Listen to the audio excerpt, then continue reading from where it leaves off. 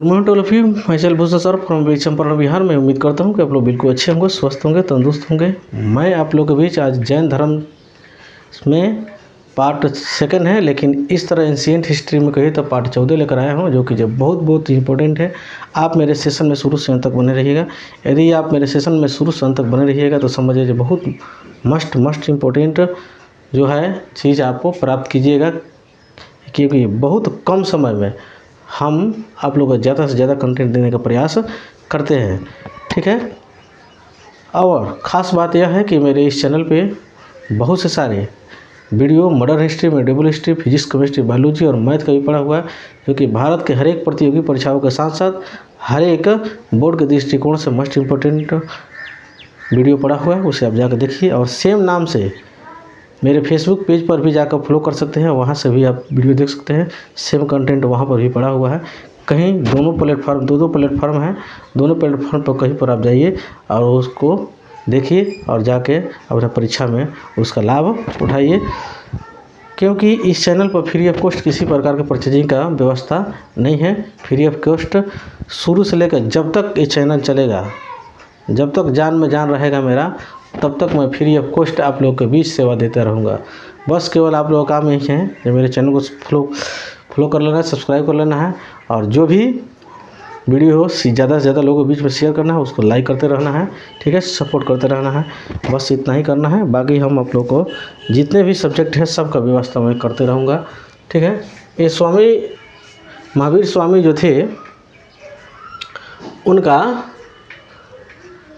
जहाँ पे ज्ञान की प्राप्ति हुआ तो उस जगह के नाम के था जाम्बिक ग्राम। क्या नाम था? जाम्बिक ग्राम। ठीक है। वर्तमान में जाम्बिक ग्राम का पहचान हजारीबाग के समीप पारसनाथ के समीप, ठीक है, तथा रिजुपालिका नदी की पहचान दामोदर नदी की सहायक नदी, ठीक है, बराकर नदी के रूप में, ठीक है, किया जाता है। ठीक है। ये जो जहाँ पे इनका ज्ञान के प्राप्ति हुआ था जिस नदी के, ठीक है, तो जिस समय हुआ था उस समय नाम कुछ और था, इस समय कुछ नाम कुछ और है। ठीक है। इन्होंने पहला उपदेश कहाँ पे दिया था? राजगीर में। महावीर स्वामी ने पहला उपदेश कहाँ पे दिया था? राजगीर में। ठीक है।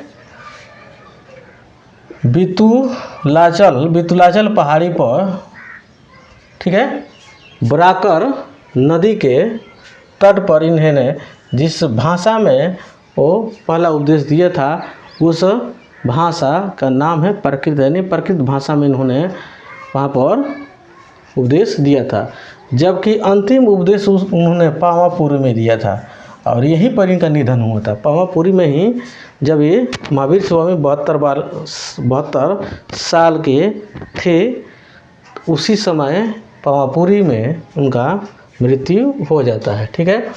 महावीर स्वामी का पहला भिक्षुक इनके कौन थे? दामाद, जिनका नाम क्या था? जमाली। क्या नाम था? जमाली। जैन धर्म भिक्षुक, जो जैन धर्म के जो प्रथम भिक्षुक थी, उनका क्या नाम था? चंपा। क्या नाम था? प्रथम भिक्षुक जो थी, क्या नाम था उनका? चंपा, जो कि महिला थी। राजा दधिवाहन की क्या थी? बहन थी। क्या थी? बहन थी। ज्ञान प्राप्ति के बाद इन्होंने पारसनाथ द्वारा परम चतुरायन धर्म में ब्रह्मचर्य शब्द जोड़कर पंचायन धर्म दिया। ठीक है।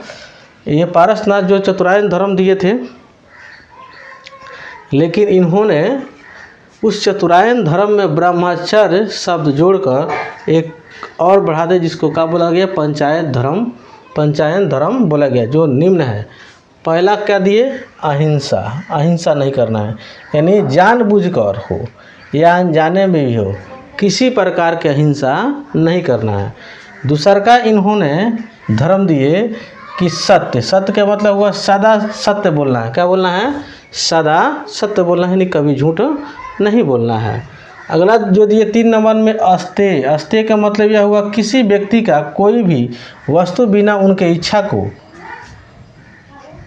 नहीं छूना है और नहीं छूने की कोशिश करना है। सोचना भी मना था। ठीक है।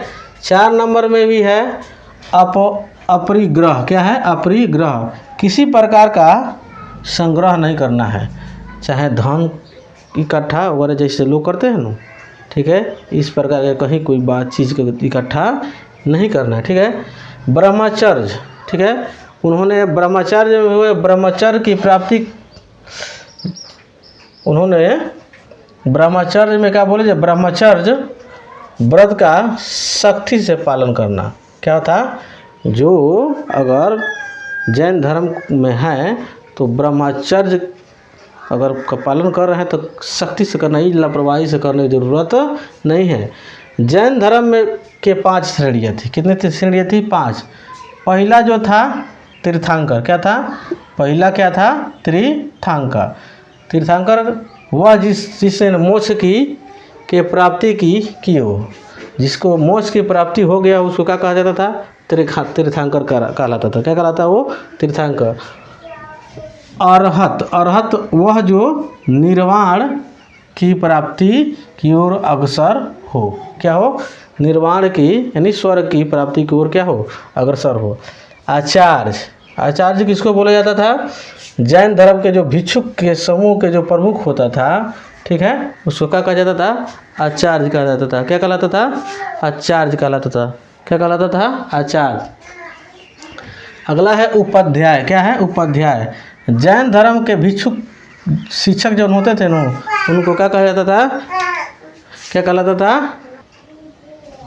तो ठीक है, जो जैन धर्म के जो शिक्षक होते थे उनको क्या कहा जाता था? उपाध्याय कहा जाता था। क्या कहलाता था? उपाध्याय। 5वां है साधु। सारे जैन धर्म के जो भी भिक्षुक थे उनको क्या कहा जाता था? साधु। क्या कहा जाता था? साधु। महावीर स्वामी ने त्रिरत्न दिए। कितने दिए? त्रिरत्न दिए, जो कि निम्नलिखित है। पहला दिए सम्यक ज्ञान, माने सही जानकारी प्राप्त करो, जो भी जानकारी हो सही होना चाहिए, ठीक है। सम्यक दर्शन, जो भी देखो, जो भी विश्वास करो वो सही होना चाहिए। सम्यक आचरण, जो भी तुम्हारा एक्शन हो, जो भी कार्य हो, जो भी कैरेक्टर हो, वो क्या होना चाहिए? सही होना चाहिए। ये तीनों चीज़ जिसका सही हो गया तो समझिए मोक्ष की प्राप्ति वो कर लेगा, ठीक है। सॉरी, भगवान महावीर ने ज्ञान के प्राप्ति के बाद अपने मतों के प्रचार प्रसार के लिए एक संघ बनाए। उस संघ में कितने की स्थापना की? जिसमें 11 अनुयायी थे। कितने अनुयायी थे?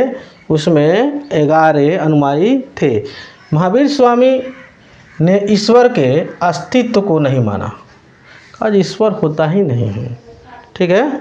इसीलिए उन्होंने मूर्ति पूजा, कर्मकांड का घोर विरोध किया, ठीक है। इसीलिए इनको अनिश्वरवादी कहा जाता है। क्या कहा जाता है? अनईश्वरवादी कहलाता है, ठीक है। उन्होंने पुनर्जन्म को माना। किसको माना? महावीर स्वामी ने ये पुनर्जन्म को माना। पुनर्जन्म होने का भी कारण बताया। यदि कोई आदमी की इच्छा है, क्या है, किसी व्यक्ति की कोई इच्छा है, बीच में किसी कारणवश क्या हो जाता है? मर जाता है, तो फिर वो इच्छा उसका समाप्त नहीं होता है। उस इच्छा को पूरा करने के लिए वो आदमी को फिर से जन्म लेना पड़ता है, और वो आदमी फिर अपना इच्छा को पूरा करके तब जाके वो जो अपने नेचुरली जो मरता है वो तब जाके उसका दूसरा जो नहीं जिस हिसाब से कर्म किया रहेगा उस हिसाब से उसको क्या जीवन मिलेगा, ठीक है। इस बात पर वो विश्वास करते थे, ठीक है। उन्होंने सबसे ज़्यादा अगर बल दिया तो किस पर दिया? अहिंसा पर बल दिया। किस पर दिया? अहिंसा पर। ये इन्होंने बोला ही था जे जाने अनजाने में, चाहे जान कर और चाहे अनजान में भी गलती नहीं करना है। इनका सिद्धांत था वो जान कर तो गलती करना तो दूर के बात है, अनजान में भी गलती करने की ज़रूरत नहीं है। यदि आप इस तरह की गलती करते हैं तो आप दोषी हैं, आप दोषी है, ठीक है। तो ये सब बात उन्होंने बोला। और उन्होंने यह भी बोला कि हर हमेशा सदा सत्य बोलना है। क्या बोलना है? हर हमेशा सदा सत्य बोलना है। तो महावीर स्वामी जो बात जो बोले थे, पंचायन जो धर्म जो दिए थे, अगर उसको आदमी अगर फॉलो कर लेता है तो समझिए जी उसका जीवन क्या हो जाएगा? अच्छा हो जाएगा।